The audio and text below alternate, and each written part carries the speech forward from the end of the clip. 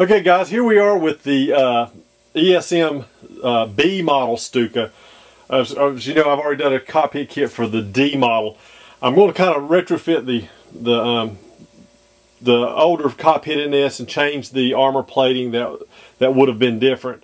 A lot of the stuff between the B and the D was pretty close to each other, but the armor plating was different. I've gone ahead and I've already pulled a two-part canopy for the B model.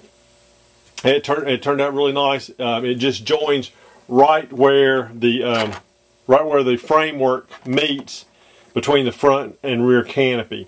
This will makes it a little bit easier to make you an opening canopy. It also is a little bit stronger and a lot more flexible than the original because they're really brittle.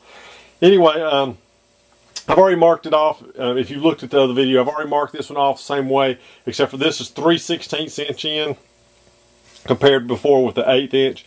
So I'm going to go ahead and I'm going to get all this cut out. It's going to be really similar to the D model until we do get to the armor plate between the front and rear. So I'll get all this cut out and we'll see where we go from there. Okay guys, here we are back. This cockpit is, for the B model, is installed exactly like the D is. So you can look at that video online and be able to see it. What I did want to show you, the big difference that's changed, is the seat had no armored headrests. So you'll have just a seat that sits on the pedestal in here. But the armored headrest itself has changed. The previous one was more rounded. This one's more square.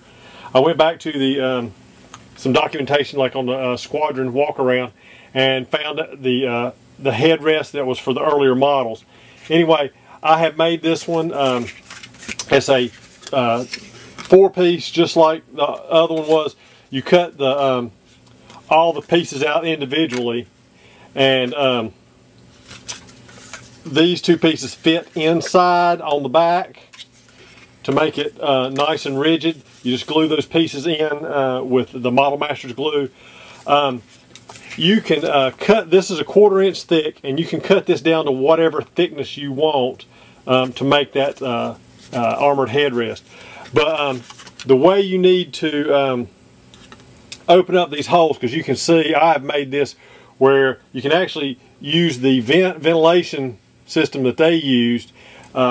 You've got the 3 pieces here, and then I have a 4th piece, I guess I misplaced it, that you will make the vent covers. But anyway, to get these open, all you have to do is come on the back side and take a real nice sharp X-Acto knife and barely insert it in there and work your way around, just all the way around. And what we're going to do is cut this off. Once you're in it, you can actually use a pair of scissors if you want. And just take, let's see here. Take that piece off. And once you have both of them out, you're going to take the other piece that's inserted inside and you're going to hold it up, put it in place, and trace that that piece out. Okay, here's the finish. I'll pull it out real quick and show you. And this comes in and locks in place. But on the back side, this is a flat piece in the shape. You just cut it out and stick it inside. And you can, like I said, keep cutting these down until you get it the thickness you want. This is not quite a 1/4. It's probably just a little over 1/8 inch thick. But I just laid it up on the backside and traced, and then cut the holes out on the backside before I glued this in place. If you're going to use the vent cover like I made, you cut it out, and I used a stick pin. I'll probably use something else to make it more permanent. And just put it in, and you can actually, if you make the whatever you use to hold it in place nice and tight, it will hold its position. Especially if you're going to make an open canopy, that'll just be a neat little thing to add in there.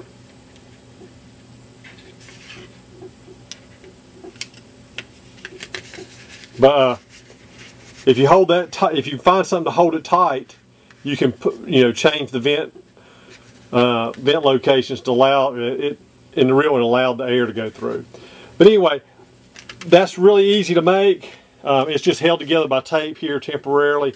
But to install it, once you have your other cockpit parts in, you just bring it in, turn it at an angle, and slide it, and it'll lock into place.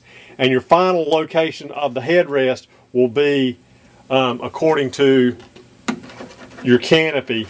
You just have to bring it in there and pull it back into place and glue it into place.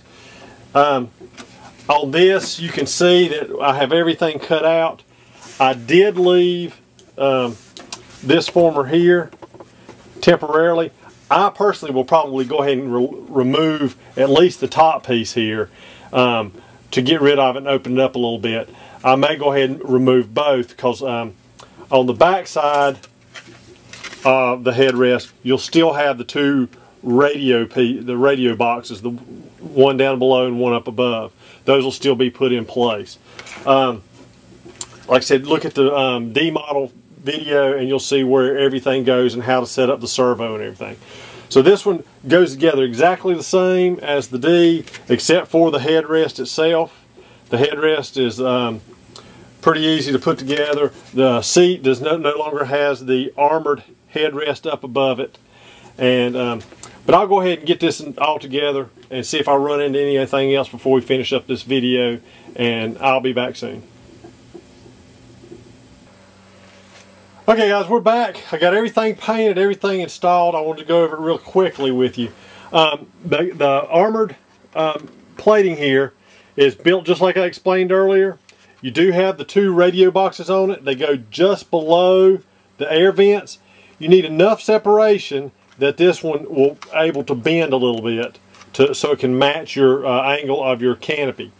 I did remove the upper part of the former that went across there, and where the servo tray goes forward, there's an insert there. I left the former that went below that, what's left of it, and this radio box here on the bottom clears that. And I painted it all to match the cockpit so it transitions well. So this just slides in and pops into place.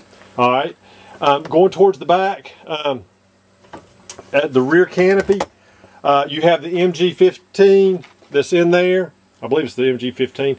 Anyway, I went from a picture I had where it was mounted sideways. The gun was just how the picture was. So I went ahead and mounted this. You can drill a hole and put the gun anywhere you want to, and directly opposite I will include a small handle. It's in a T shape. You just have to cut the T off, and it was glued in opposite the gun so you could grab a hold of the handle and swivel the gun around. If you buy the canopy that's supplied by VQ Warbirds, it'll be clear here. The original was clear, but the one available from ESM models is painted over here. So you can clear that up and make it look a lot nicer. Okay, I did add into the base here one extra clip and a clip holder. Is glued directly to the side. Also, there are two resin parts. Let me swap around here. There are two resin parts that are glued right here above the other boxes.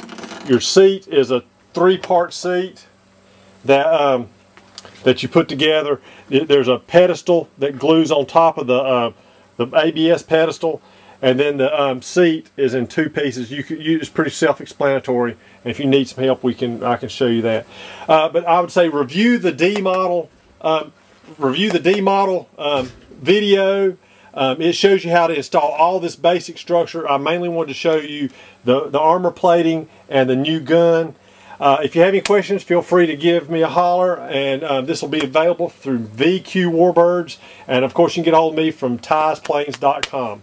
It's a great addition to your airplane, and good luck with your kit. Whatever.